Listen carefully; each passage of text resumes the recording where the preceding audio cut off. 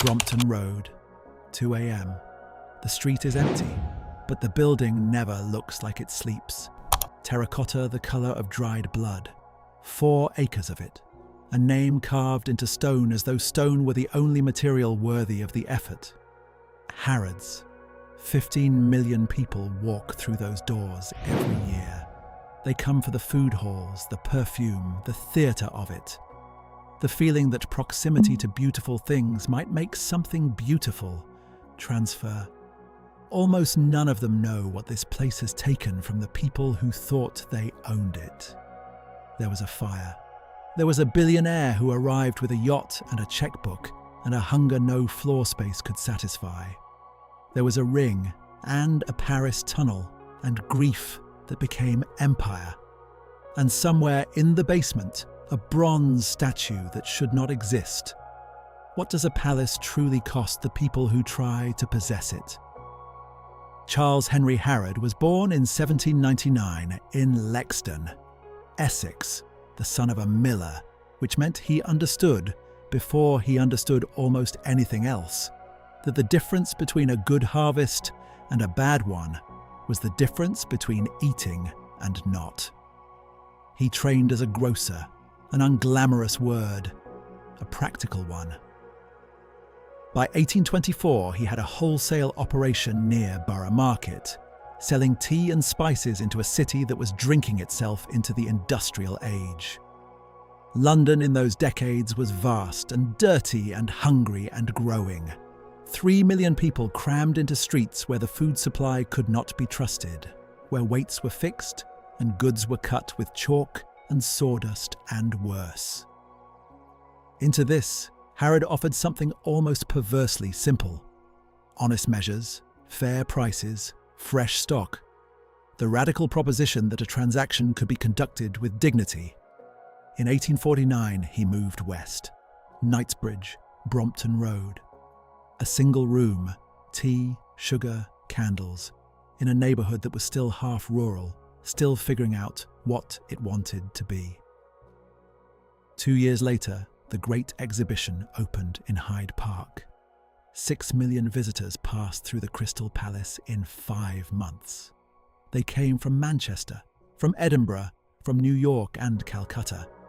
They saw the future arranged in glass cases and they wanted it. New money poured into Knightsbridge. New households needed furnishing, filling, feeding. Harrod expanded through the 1850s and 1860s. Assistants hired, lines added, meat and bread and flowers joining the shelves. His fundamental promise never changed. Anyone who could pay would be served with the same courtesy as a lord. Commerce as leveller. The shop as a kind of secular church, if the congregation had a list. In 1861, Charles Henry handed the business to his son, Charles Digby Harrod. The founder retired quietly, having built more than he likely knew. His son would build more still. And then, on a December night in 1883, the whole thing caught fire. The fire came on the 6th of December, 1883. Gaslighting, most likely, or the particular chemistry of a Victorian shop in December. Dry wood, flammable stock, the close heat of a building working too hard. By morning, Charles Digby Harrod stood on Brompton Road and looked at ash. Everything gone, the records, the stock, the Christmas orders, hundreds of them, from households across London expected on doorsteps within weeks. What he did next made him. He sent word to his customers. Their orders would arrive, on time, in full, every one. He rented temporary premises, called in supplier debts, reconstructed order lists from memory and fragment. His staff worked through the wreckage of December. On Christmas morning 1883, the deliveries arrived. It was, depending on how you read it, either an act of extraordinary honour or an extraordinarily calculated commercial gamble, perhaps both. In a city where merchants vanished into bankruptcy and took their promises with them, Harrod had just demonstrated something worth more than stock. He could be trusted. The fire didn't destroy Harrods. It advertised it. Then came the question of what to rebuild. Charles Digby chose grand. Through the late 1880s, he rebuilt and expanded. And when he brought in Richard Burbage as managing director in the early 1890s, the philosophy sharpened.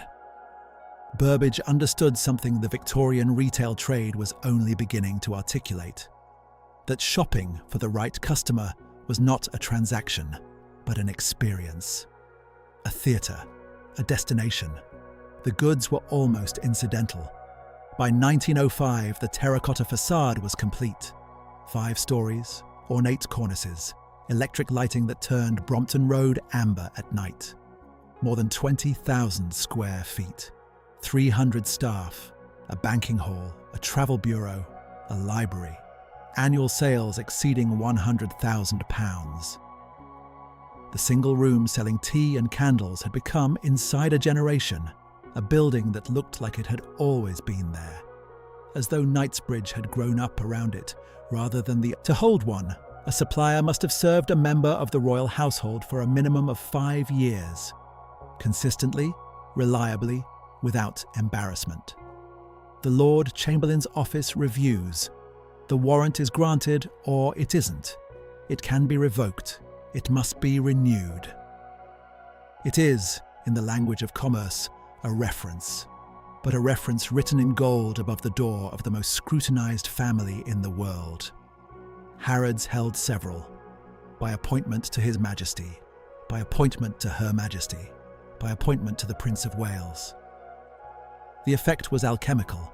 Every customer who walked through those doors was, in some transferred and negotiable sense, shopping where royalty shopped. Birth could not be purchased. Royal standards, apparently, could. This was Richard Burbage's masterwork. Through the Edwardian years, he cultivated aristocrats and industrialists and foreign embassies with the patience of a diplomat. The food halls became theatre, marble floors, ceramic tile friezes, caviar from Russia arranged beside champagne from Reims, goods that arrived from every corner of an empire that was, for a little while longer, still expanding. The motto appeared: all things for all people everywhere. Democratic in its sweep, aristocratic in its execution. The contradiction was the point. Anyone could theoretically enter. The question was whether the door would open for them. Tramps were turned away. The undesirably dressed were redirected. The all people of the motto described an aspiration that the floor staff enforced rather more selectively. By 1914, the store employed 6,000 people across 330 departments, 1 million square feet of retail space, the largest department store in Europe. Country estates sent orders by telegram. The delivery network stretched across London and beyond. The grocer's single room had become infrastructure. In 1959, the Harrod family relinquished control. House of Fraser acquired the store in a transaction that was orderly, unremarkable, and final. The name above the door stayed. The bloodline didn't. And somewhere in the distance, a new kind of owner was already circling. One who didn't want the store for what it sold, but for what it meant. Mohamed Al-Fayed was born in 1929 in Alexandria, Egypt, or so he said. The details of his early life were, like much about him, contested. What is certain is this: he was brilliant, relentless, and possessed by an ambition that ordinary wealth could never fully satisfy. He built his fortune through shipping, construction, finance, the infrastructure of moving things and money between countries.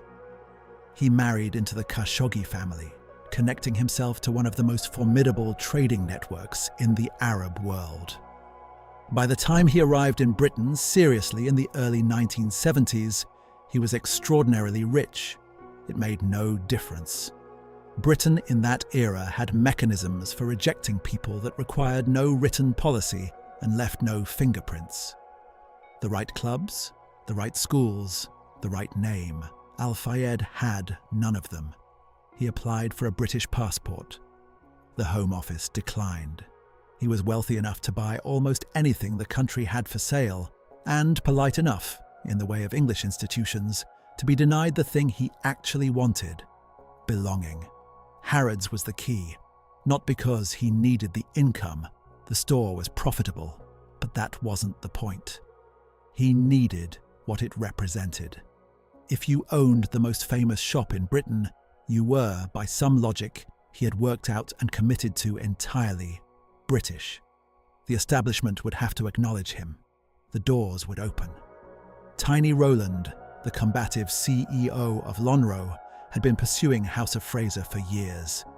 He believed the prize was his. In November 1984, Al-Fayed and his brothers moved. They presented themselves as heirs to long-established family wealth, Egyptian cotton, generations of prosperity. In March 1985, the deal completed at £615 million, the largest retail acquisition in British history at the time. Then came the inquiry. In 1987, the Department of Trade and Industry commissioned an investigation. The 1988 report was damning. The Al-Fayeds had, it concluded, dishonestly misrepresented their origins and their wealth to secure the purchase. Al-Fayed's response was immediate and permanent. It was racism, he said. A tiny Rowland vendetta, establishment England protecting itself from an Arab who had outplayed it. His defenders were not wrong that institutional bias existed. They were not wrong that Rowland had reasons for revenge. Neither fact made the DTI's findings disappear. The passport was rejected again in 1994. He renovated the store, meanwhile, with an intensity that read less like ownership than argument. Egyptian statues installed, sphinxes mounted on escalators, pharaonic motifs climbing the walls.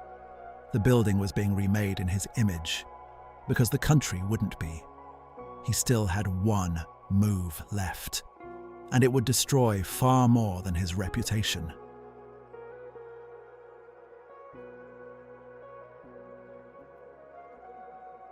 In October 1994, The Guardian published a story that would eventually reshape the ethics framework of British public life. The allegation was direct. Mohamed Al-Fayed had paid Conservative members of Parliament to ask questions on his behalf in the House of Commons. The intermediary was Ian Greer, a lobbyist. The currency was cash. The goal was influence, the kind that a British passport, refused twice now, had failed to provide. 2 MPs were named. Tim Smith, member for Beaconsfield, admitted receiving payments and resigned as a government minister within days. Neil Hamilton, member for Tatton, denied everything and fought. He fought loudly, publicly for years, until 1999, when he sued Al-Fayed for defamation, and a jury found that Al-Fayed's claims were substantially true. Hamilton lost his seat, his career, and eventually the libel case he had staked both on. Al-Fayed's framing never wavered. He was an outsider who had tried to navigate a corrupt system, a naive foreigner exploited by politicians who already had their hands out. There was something to this. The market for parliamentary access had not been constructed by Mohamed Al-Fayed. MPs had been available before he arrived. He had simply been a willing and well-documented buyer. The scandal exposed a supply chain, not just a customer, but the distinction mattered less than the consequence. In direct response to the affair, John Major's government established the Committee on Standards in Public Life, chaired by Lord Nolan. Its 1995 report produced the 7 principles of public life: selflessness, integrity, objectivity, accountability, openness, honesty, leadership. A framework so durable it still governs public sector ethics in Britain today. One man's attempt to purchase democratic access had accidentally generated the most comprehensive articulation of what democratic conduct should look like. The Home Office rejected his passport application again. Of course it did. Al-Fayed had fought Parliament and burned through whatever goodwill remained in the establishment he had spent 30 years trying to enter. The store was still his. The Sphinx still rode the escalator. But the belonging he had bought Harrods to obtain remained, as always, just out of reach. He turned his hope, with everything he had left, onto his son. Dodi was charming, warm and adrift, searching for a shape to his life. He was about to find one, and so was the most photographed woman in the world. Dodi Al-Fayed had, by any measure, already made something of himself, though the world rarely allowed him that. He was born in Alexandria in 1955, educated at Institut La Rosie in Switzerland and later at Sandhurst, though he left without completing his commission. He became a film producer. Chariots of Fire won the Academy Award for Best Picture in 1982, a genuine achievement, legitimately his, that was perpetually footnoted by his father's larger orbit. He was charming, generous, restless, constitutionally warm. He was also, quietly, searching for a life that belonged to him, rather than to the empire he was expected to inherit. Mohammed wanted succession. Dodi wanted something else. Neither had fully worked out what that something was. In June 1997, Diana, Princess of Wales, accepted an invitation to holiday with the Al-Fayed family aboard the Jonical, their yacht off the coast of Saint-Tropez. She came with William and Harry. She was 35, divorced since August 1996, stripped of her HRH style by the palace, and under surveillance so constant and intrusive that privacy had become something she could only approximate. She was, by most accounts, exhausted by being looked at and rarely seen. Dodi, those around them noted, looked at her differently. He was unhurried, attentive without being managed. He created, in whatever space they occupied, something that felt, briefly, improbably, like calm. In July, a paparazzo named Mario Brenner photographed them embracing on the yacht's deck. The Sunday Mirror published the images on July 20th, 1997. What followed was not coverage, but siege. Every movement tracked across countries and time zones, every exit staked out, every private moment converted into commodity. Mohammed watched all of this with a calculation he likely didn't fully conceal. If Dodi married Diana, the Al-Fayed name would enter British royal history permanently. The establishment that had refused him, investigated him, rejected his passport 4 times, it would have to receive him. His son would accomplish what's in Dodi's pocket, a ring, purchased at Reposi in Monte Carlo. Whether it was an engagement ring or simply a gift remains, like so much about that summer, officially unresolved. The car left at 12:20 a.m. Henri Paul was 41 years old, deputy head of security at the Ritz Paris. He had been off duty that evening at home when the call came. He returned to the hotel. At 12:20 a.m. on August 31st, 1997, he climbed behind the wheel of a black Mercedes S280 and drove into the Paris night. His blood alcohol level, measured post-mortem, was 1.75 grams per litre. The French legal limit was 0.5. His system also carried fluoxetine and thiopride, an antidepressant and an anti-anxiety medication, both of which interact with alcohol in ways that compound impairment. He was, by the pharmacology alone, a man who should not have been driving. He was being paid to protect the people in his back seat. The Pont de l'Alma underpass has a speed limit of 50 kilometers per hour. The Mercedes entered it at an estimated 95 to 105. It struck the 13th concrete pillar at 12:23 a.m. Dodi Al-Fayed died instantly. Trevor Rees-Jones, the bodyguard in the front passenger seat, and the only person wearing a seatbelt, survived with severe facial injuries and no memory of the impact. Diana sustained a massive hemothorax, catastrophic internal bleeding around the heart and lungs. She was alive when the emergency services reached her. She was alive through surgery. At 4 a.m., she died. 3 separate investigations arrived at the same place. French judge Hervé Stéphan concluded his inquiry in 1999. Henri Paul's impaired driving was the cause. No conspiracy. The Metropolitan Police's Operation Paget ran for 3 years and reviewed thousands of documents, concluding in 2006 with the same finding. The British inquest at the Royal Courts of Justice, which heard 250 witnesses across 6 months between 2007 and 2008, returned a verdict of unlawful killing, grossly negligent driving, by Henri Paul and the pursuing paparazzi. No murder, no plot. Mohamed Al-Fayed testified that M16 had ordered the crash, that the royal family had sanctioned Diana's death because she was pregnant with Dodi's child and planned to marry him. He named the Duke of Edinburgh directly. No credible evidence supported any of it. Every official body that examined the claim found nothing.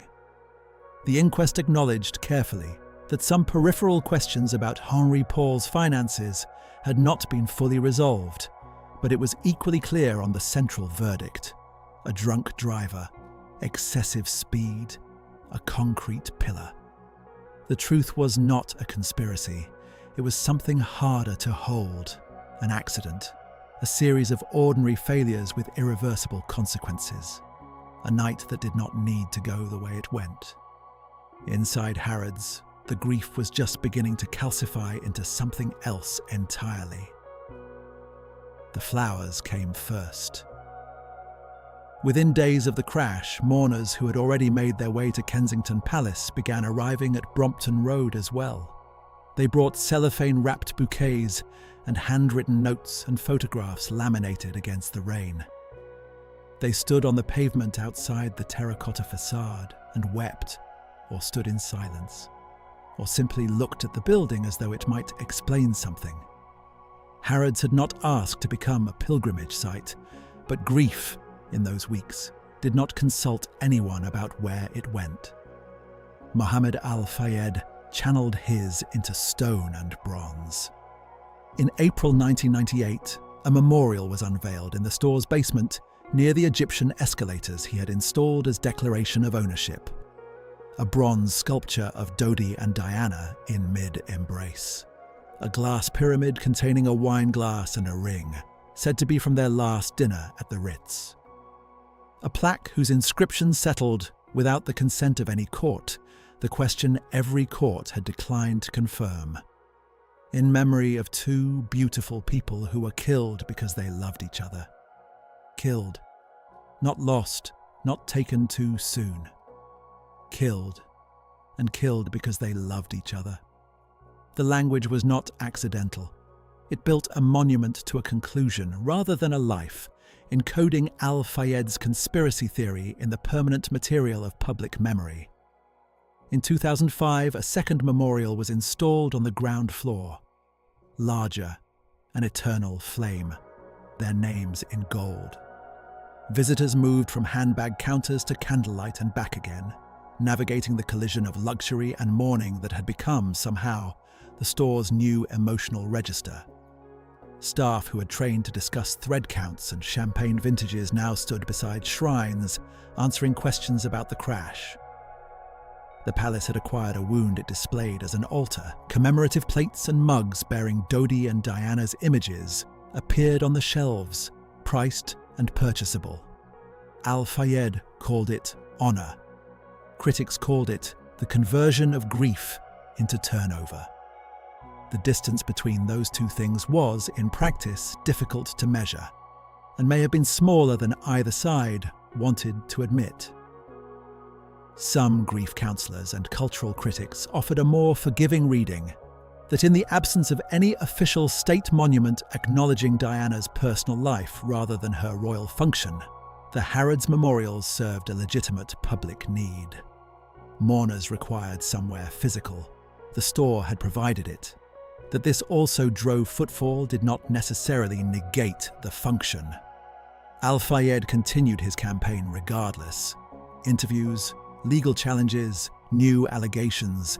The Duke of Edinburgh named again and again in forums where the dead could not respond and the living could not fully rebut. By the mid-2000s, the store's annual revenue exceeded £400 million. Controversy had become, in the most uncomfortable sense, good for business. But something in the owner had curdled. The man who had purchased Harrods to win acceptance had spent 2 decades watching it refuse to deliver the thing he bought it for. The establishment had not opened. The passport had not arrived. His son was bronze in a basement, and somewhere in the distance, a buyer was already forming a view about what the palace was worth, and what its current occupant would, eventually, have to accept. What no one yet knew was where that buyer would come from, or what he would want it for. In May 2010, Mohamed Al-Fayed announced the sale of Harrods to Qatar, holding LLC, the investment arm of the Qatar Investment Authority. The price was £1.5 billion. He had paid £615 million in 1985. He was 81 years old. He spoke about retirement, about achievement, about a man knowing when to step back.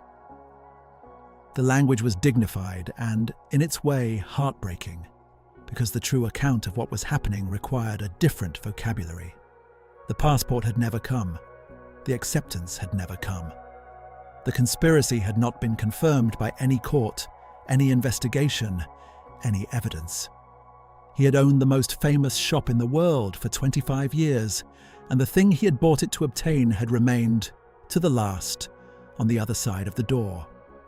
The Qataris moved quickly. Within months of completing the purchase, both memorials were dismantled. The bronze statues were removed.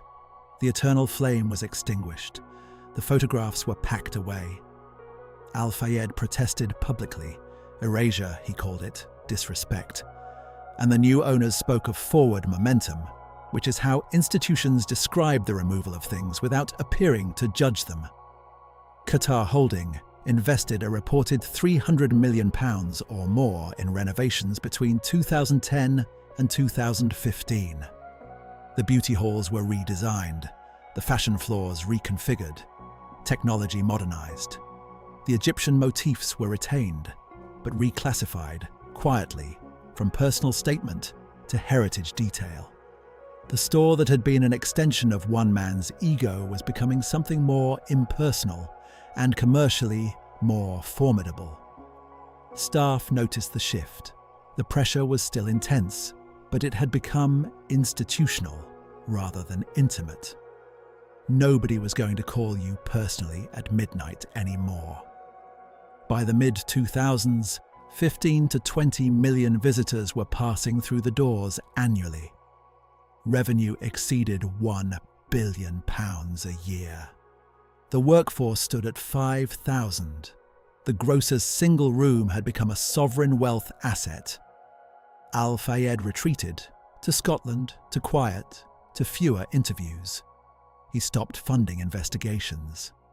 The campaign that had defined the second half of his life simply wound down, as campaigns do when the man running them finally concedes, in whatever private language he allowed himself, that it is over. On August 30th, 2023, the anniversary of the crash, which may or may not have been coincidence, Mohamed Al-Fayed died at the age of 94. In the months that followed, serious allegations about his personal conduct began to emerge publicly. They were substantial. They added a final, darkening shadow to everything that had come before. The building on Brompton Road said nothing. It never does. It simply stayed open. The Qatar Investment Authority does not need Harrods to love it. This is, in the context of everything that has come before, a remarkable thing. Charles Digby. Harrod needed it to survive. Richard Burbage needed it to prove a theory about retail as theatre. Mohamed Al-Fayed needed it to open doors that were never going to open. The building absorbed all of that need, all of that hunger, and continued trading. Its current owners want, primarily, a return on £1.5 billion. The simplicity is almost restful.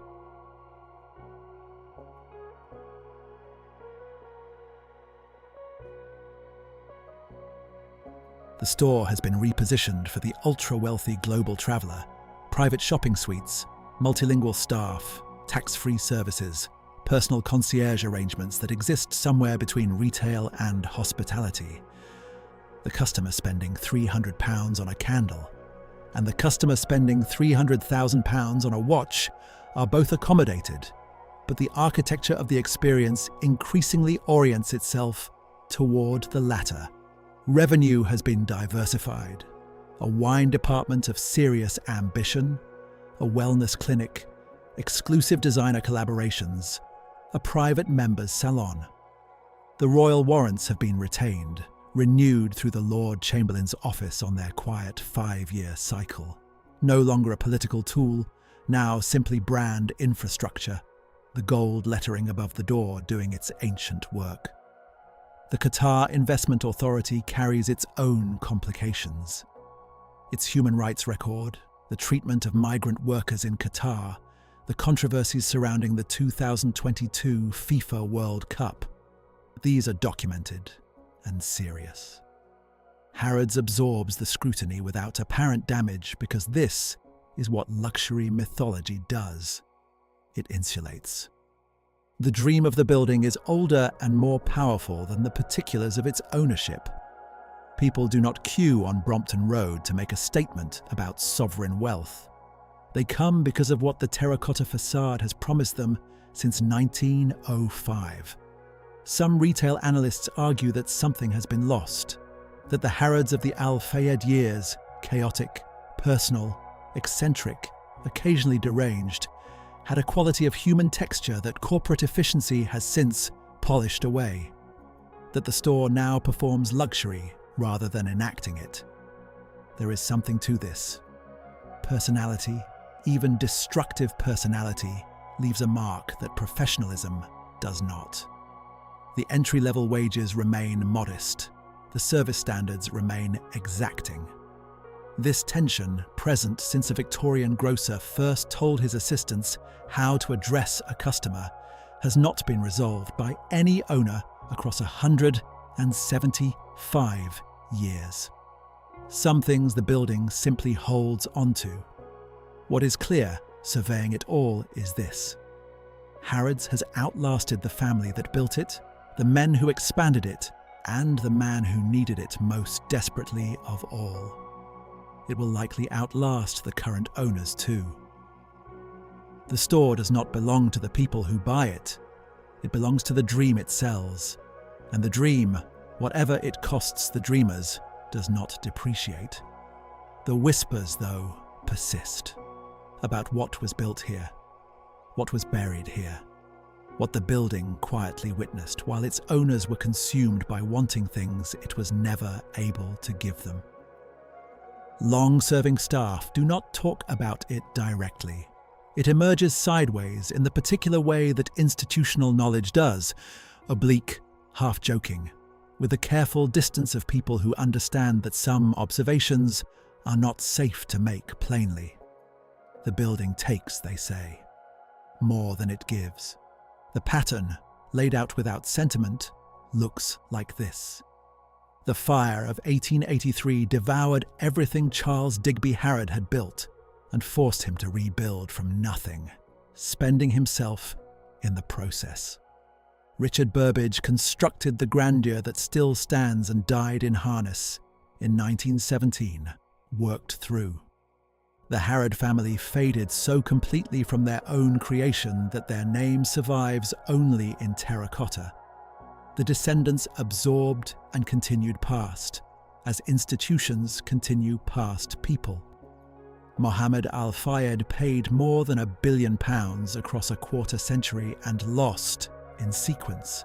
his reputation, his dream, his son, and finally his life with serious allegations forming around the edges of everything he'd done. There are rational explanations for all of it. Victorian gaslighting, global war, human biology, a drunk driver in a Paris underpass. The explanations are real, and the pattern is also real, and the reasonable position is that both things can be true simultaneously. That events have causes, and that the accumulation of them in a single place begins, over time, to carry a particular weight. Al-Fayed's Egyptian motifs did not help. The sphinxes on the escalators, the pharaoh statues, the necropolis grandeur of the lower floors. Ancient Egypt's most durable cultural export is the warning about the cost of reaching too far, and he had installed it throughout the building without apparent awareness of what he was decorating. When Dodi died and the memorials rose, the mythology already embedded in the architecture found, perhaps, its fullest expression: a bronze embrace, an eternal flame. A palace that had become, in one owner's grief and certainty, a monument to what the palace had taken. Psychologists would call the pattern apophenia, the human tendency to find meaning in unrelated events, especially when those events cluster around a single, emotionally charged location. It is something more precise than cursed. It is relentless. It rewards ambition without sentimentality. It asks of everyone who has tried to possess it more than it ever returns in human terms. The product it has always truly sold is the belief that a transaction can transform you, that you can walk in as one thing and leave as another. That belief does not come cheaply, and it has never, in 175 years, been proven true. Begin with the numbers, because the numbers are real. 175 years, 1 million square feet, 330 departments, 5,000 employees, 15 to 20 million visitors every year, annual revenue exceeding £1 billion. More than £2 billion exchanged in ownership transfers across 3 generations of acquisition. A single address on Brompton Road that has processed, across its lifetime, a quantity of human hope and human money that no ledger has ever fully captured. Now begin with the people, because the people are what the numbers cost. Charles Henry Harrod, a miller's son from Essex, who built something extraordinary from honest weights and fair prices, and the radical proposition that commerce could be conducted with dignity. His name is carved in terracotta above a building he would not recognize. His descendants are forgotten. The machine he set in motion consumed the fingerprints of the man who made it, as machines do. Richard Burbage, the architect of the grandeur, the man who understood that shopping could be theatre before the theatre had a script. He built the facade that still stands, the food halls that still gleam, the ambition that became a template for luxury retail across the world. He died exhausted in 1917. The store opened the following morning. Mohamed Al-Fayed paid £615 million for a building he believed would open a country to him. Invested 25 years and whatever remained of himself. Never received the passport. Never received the acceptance. Was investigated, rejected, mocked, and mourned in equal measure. Lost his son in a tunnel at 12 minutes past midnight. Spent the rest of his life insisting it was murder because the alternative, that it was simply an accident, a drunk driver, an ordinary catastrophe, was a truth too empty to survive. Died at 94 with allegations gathering in the margins of everything he'd built. The store sold for £1.5 billion and moved on without him. Dodi Al-Fayed, a real man with real achievements and real warmth, who wanted a life that belonged to him and found, briefly, something that felt like one. Became a statue, became a symbol, became a plaque inscription encoding his father's certainty. The actual person, The film producer, the gentle presence, the man searching for his own shape, was lost inside the story almost immediately. He has not been recovered. Diana, who had almost nothing to do with this building, who came to it through a summer romance of a few weeks, whose image was printed on mugs and plates and sold at a profit for years after her death. She would have hated it. Everyone who knew her said so. The store knew this and sold the mugs regardless. And the workers, the thousands of people across 175 years who built the dream daily, who maintained the marble and the service standards and the careful fiction that luxury is a place rather than a feeling. They appear in none of the portraits. They are present in every transaction. They are invisible in every retelling, including this one. Somewhere in the building right now, a first-time visitor is stepping off the tube at Knightsbridge and walking toward the terracotta facade. They can see it from the end of the street, the way you can always see things that were built to be seen from the end of streets. They push through the doors, the Egyptian escalators, the polished marble, the electricity of the place, the smell of it, the light of it, the sensation that something important is about to happen. They do not know about the fire.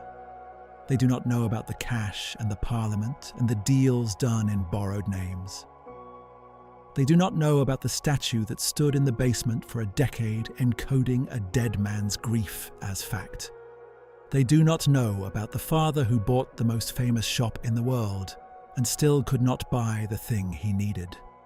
The palace will not tell them. It never tells.